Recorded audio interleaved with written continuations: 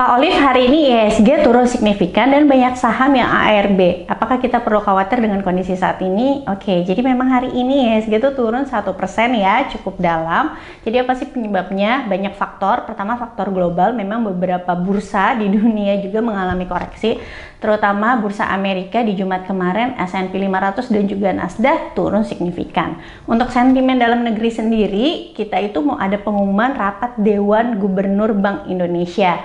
Biasanya kalau menjelang RDGB, memang market itu cenderung lebih volatil karena banyak faktor ketidakpastian. Lalu ada sentimen lain, yaitu juga dikabarkan pemerintah akan menaikkan Pertalite di minggu ini ke harga 10.000. Ini juga faktor ketidakpastian. Biasanya market itu kurang suka apabila banyak ketidakpastian. Karena juga IHSG sudah mencapai resistance-nya di minggu kemarin, jadi wajar saja kalau ada yang melakukan taking profit dahulu lalu wait and see.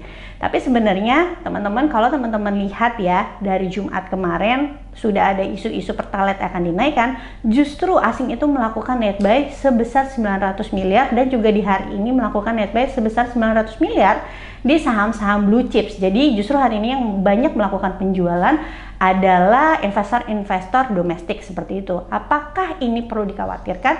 Menurutku tidak, karena biasanya nih memang sebelum pengumuman akan terkoreksi dulu, tapi justru nanti kalau hasil pengumumannya sudah keluar, misalnya ternyata Bank Indonesia memutuskan untuk menaikkan atau tidak menaikkan suku bunga, lalu juga pemerintah sudah fix menaikkan Pertalite, itu nanti bisa saja marketnya malah rebound karena marketnya sudah terprice in dari hasil penurunan sebelum pengumuman.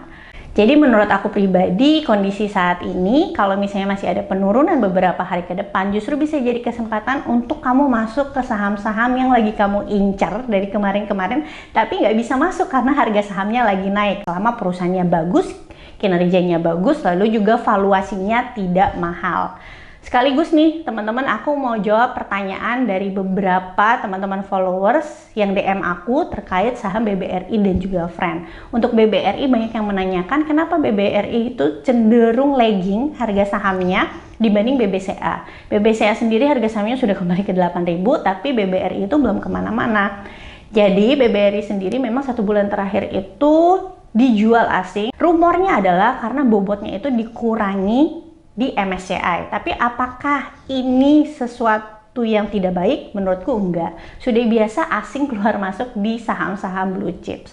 Selama kinerja BBRI masih bagus dan juga valuasinya tidak terlampau mahal, justru ini bisa jadi kesempatan untuk membeli kalau misalnya dikasih koreksi lagi. Jadi nggak usah nunggu asing masuk baru kita beli. Karena kalau nungguin asing masuk biasanya harga sahamnya udah kubur naik. Contohnya ya, misalnya BBCA kemarin sempat dilego asing. Tapi ketika asingnya udah masuk lagi, harga sahamnya tiba-tiba udah cepet sampai ke 8.000 gitu. Kita nggak mau kan belinya ketika udah di 8.000 malah di deket resisten. Jadi better buy on weakness.